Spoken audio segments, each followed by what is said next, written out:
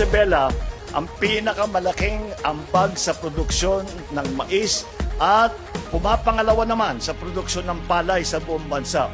Pag naipatuloy natin itong ating mga project, baka bumalik na naman ang Isabela sa number 1. Hindi lamang ito, ay nakita naman ninyo doon sa video, ay marami pong ikinakalat sa buong Pilipinas yan. Ito ay palalakihin pa natin.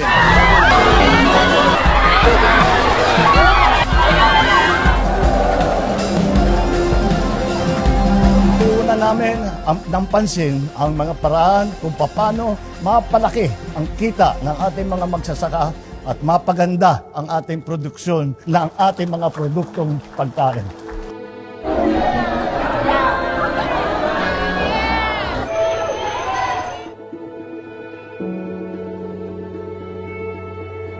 $126 na taon ang nakalipas mula nung unang itinaas ang watawat ng Pilipinas bilang pagpapahayag ng pagsilang ng unang republika sa kasaysayan ng Asya. Tinatawagan ko kayong lahat na patuloy na tangkilikin at ipagmalaki ang ating pagiging Pilipino. Tayo ay babangon at aangat bilang isang bansa na may malinaw na pananaw sa kinabukasang inaasam. Pagsama-sama tayo sa paglalakbay tungo sa isang mas maliwanag at masaganang bukas.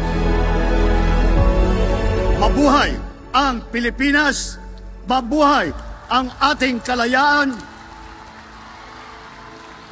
Mabuhay ang lahing Pilipino ngayon at magpakailanman!